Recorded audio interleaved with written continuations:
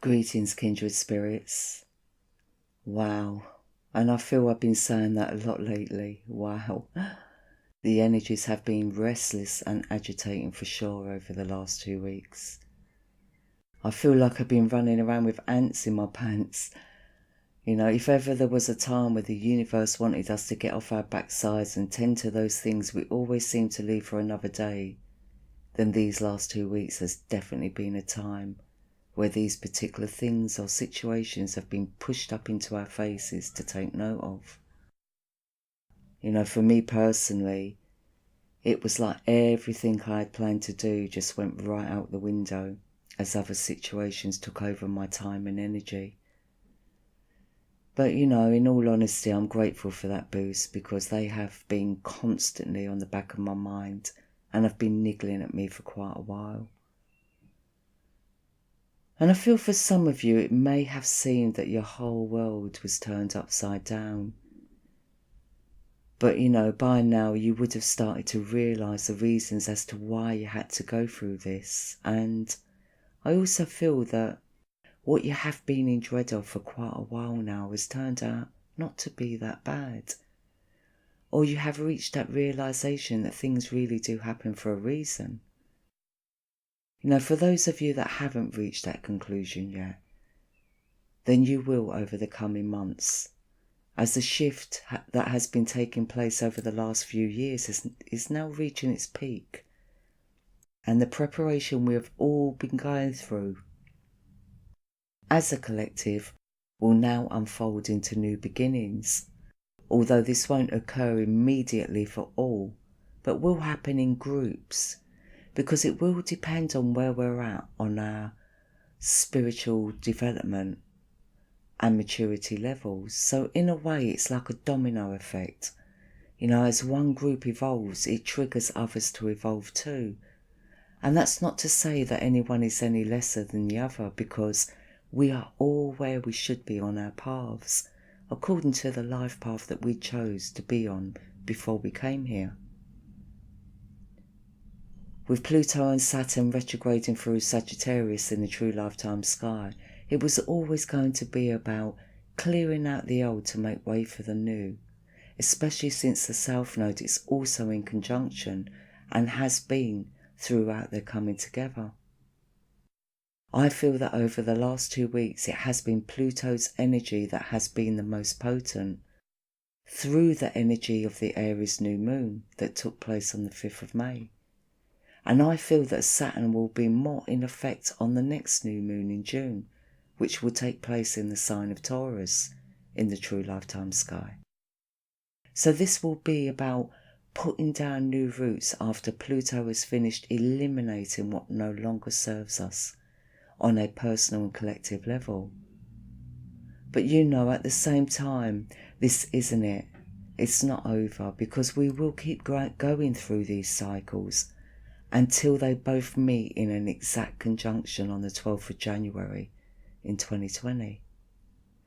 Although the more we listen and take action on what we are instinctively feeling and knowing, is the less intense the energies will be. You know, collectively we are all being made aware of our belief structures, our individuality and ability to adapt to change, because big changes for our world and humanity are definitely on the horizon. So the full moon this month reaches its peak on the 18th of May at 22:11 in the GMT time zone, at 17:11 in the EDT time zone, and on the 19th of May at 7:11 in the AEDT time zone.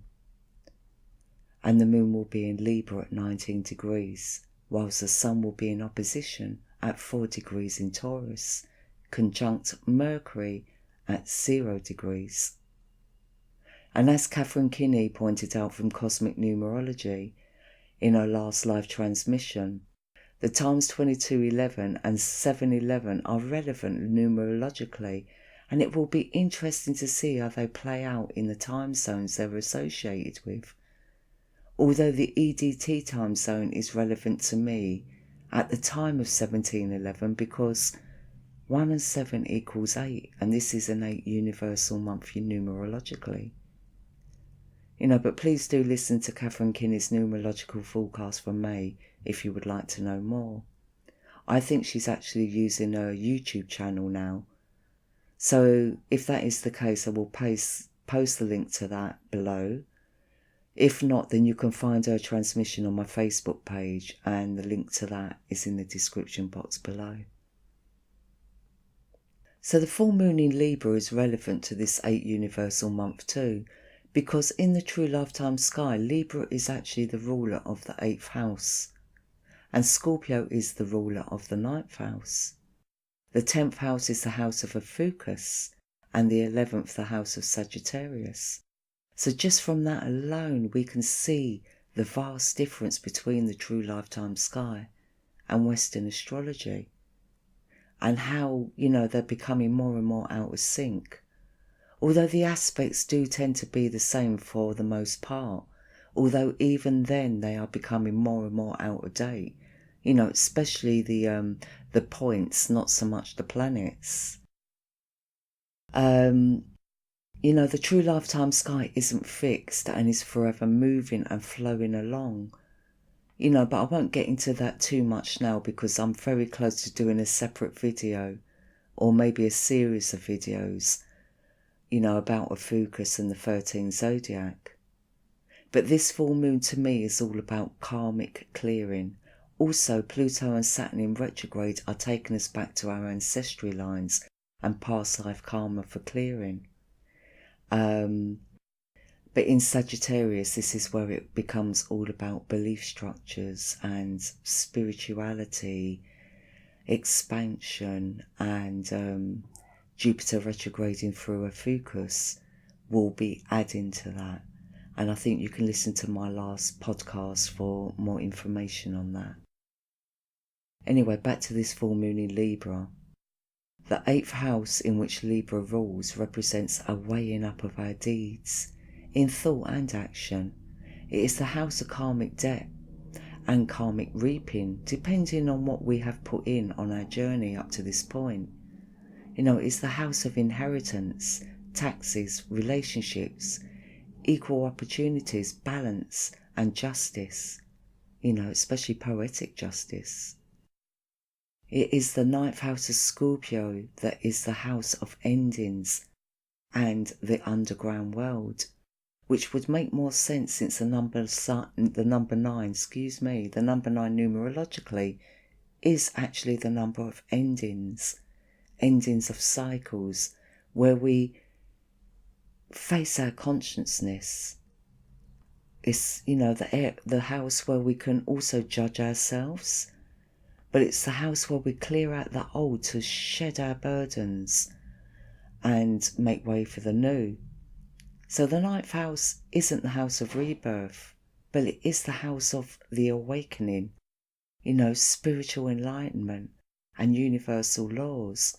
It's in the 10th house that we are reborn, like the phoenix, which is one of the symbols of Ophiuchus. And the phoenix, to me, it's rising from the ashes once we have died in the 9th house on a spiritual level, and we are reborn in the 10th. And then it's in the 11th that we go out into the world as an equal. So the full moons are also all about endings, letting go to start anew.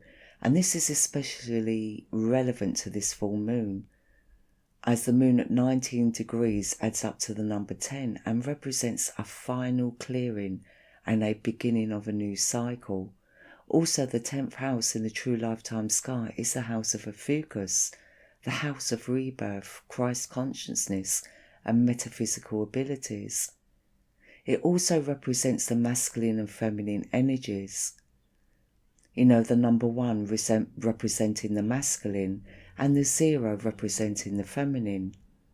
This is also the house of the Kundalini, the great awakening that has been taking place for a little while now. So the more that Ophiuchus awakens is the more that we are all experiencing this Kundalini energy. The sun at 4 degrees in Taurus shows a need for balance between our hearts and minds, making decisions and sticking to them, because Libra is about bringing in balance and harmony, especially when it comes to our relationships. Our relationship with others, our relationship with money, and our relationship with the divine. Mercury at 0 degrees in conjunction with our sun shows that we must empty our minds to allow for new information and new wisdom to come in.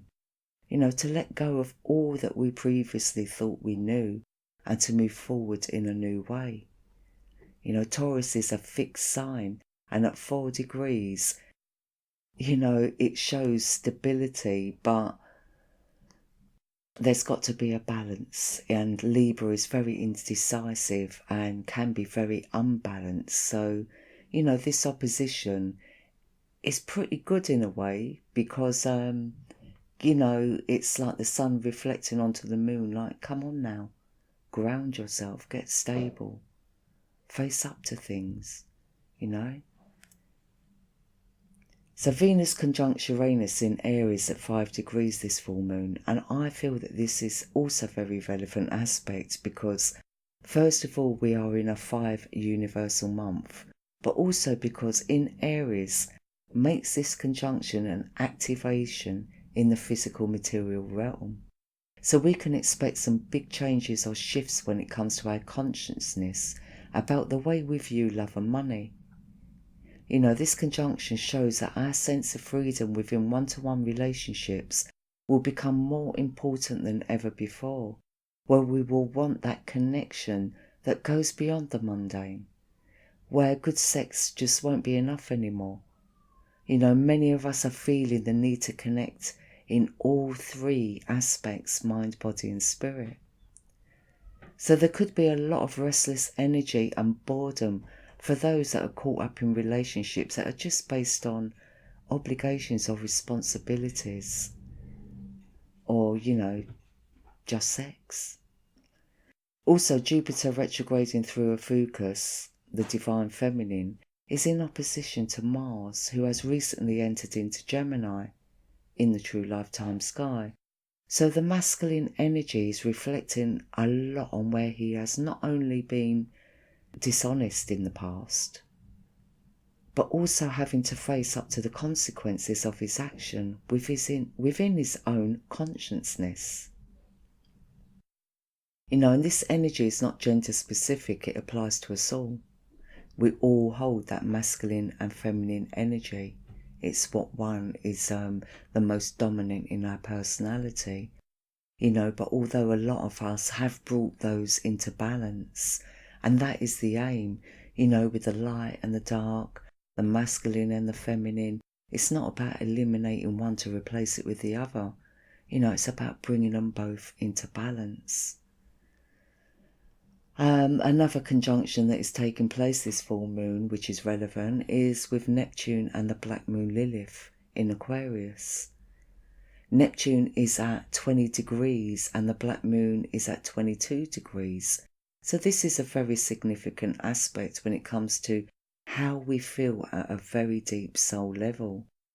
Because of the constant shifts that have been happening, it is likely that many are feeling confused and a little bit lost on their path. But the worst thing you can do at this time, if this applies to you, is to let go of the fear and confusion that surrounds this aspect and work on grounding techniques until this energy passes, because the black moon Lilith in Aquarius does cast her shadow of power struggle and sense of loneliness. Her power here in this sign is phenomenal, but if she is not in her conscious mind, she can actually be quite crushing and destructive. But if she is tuned into her conscious mind, then she can be a genius and very uplifting. So we must keep a tight grip on reality, since the retrograde planets, especially Pluto, can distract us, not destruct us, although it can do that too, from keeping it real. It will distract us from keeping it real. Fears, phobias, or even self-delusion can be a hindrance to our soul's growth. The ongoing T-square that I have been discussing since last June has also had a shift in players. The North Node is still in opposition to Pluto and Saturn, as well as the South Node.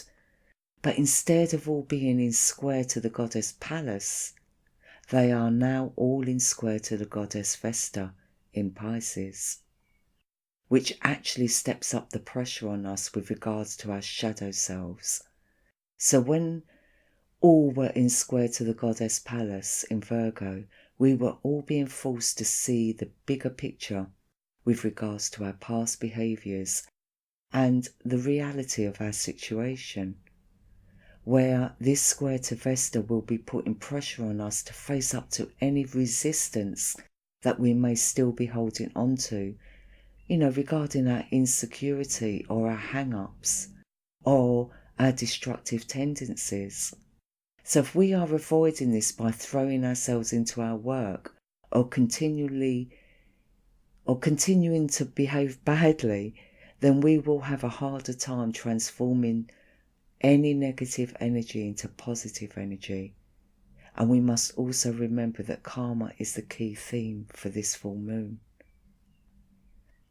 So I recommend that we do some shadow work as well as grounding techniques to slow down and listen to what our soul is telling us. For some, it may be that you need to take a step back and face whatever it is that is blocking your path and eliminate that block consciously with unconditional love. For others, it could be about coming to terms with childhood abuse, or it could simply be facing where you have been destructive in your own life and to face your consciousness to clear out that energy, but once again with unconditional love. This is not a time for us to judge ourselves or others. It is a time to let go and refresh our mind, body and spirit for the upcoming new cycle that is nearly upon us. Actually, if you haven't already, I would highly recommend linking up with Aluna Ash on YouTube. She is a very gifted and talented young lady and talks a lot about the 13 moon Mayan calendar and gives energy updates using her clairvoyance. She also does tarot readings. Aluna works with 12 Sign Astrology, but funnily enough, although I'm an Ophiuchus and, there's very few tarot readers out there that do read for Ophiuchus, but if you would like to know who they are, I will definitely give you a list of those. But the reason why I'm recommending Aluna is because of her energy updates, especially regarding the sun's energy, and what she picks up on, collectively. Her tarot readings are fantastic because, like I said, even though I'm an Ophiuchus and she doesn't cover Ophiuchus, I do listen to my 13 star sign, moon and ascendant, and they have been uncannily accurate. Even though she's reading for 12 sign, I'm reading my 13 moon and ascendant, and I'm totally relating to them. So please do check her out too. I also am recommending that we burn a white candle for purity this full moon. And just recently, my good friend Gloria has just introduced me to San Polo, which is a wood incense. So normally I would recommend frankincense and myrrh after saging to bring in the spiritual energy after cleansing. But apparently San Polo works the same way, but is much easier to use rather than using charcoal and granules. So either or either would be okay. I am also recommending Steve Nobel's Goddess Reunification medication. Well, it is a medication.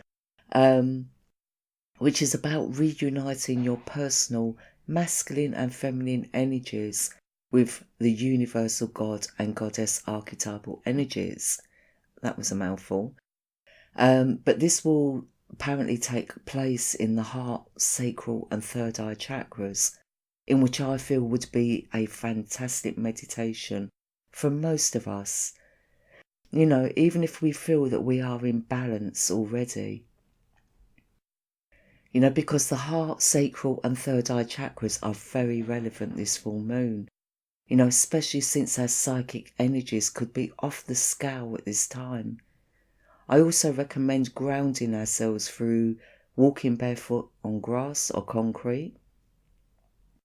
But if the weather conditions are good where you are, then I would definitely recommend taking a trip to a park or even some woods or a forest and laying on your back and put the soles of your feet onto a tree and just let the energy flow through you. You know, but maybe do it with your hands first and then lay on your back and put your soles of your feet on the tree. Especially if you can find an old oak tree, that would be fantastic. You know, I'm actually going to be recording a guided meditation soon on grounding and re-energizing. You know, it's a visualization I use when I'm stuck indoors and can't get out. You know, especially when it's raining and stuff, you know. So I feel I should share that one with you all, so watch out for that. And, you know, I'd like to once again thank you for all your love and your support. And to say that I love you and appreciate you all. Peace and much love.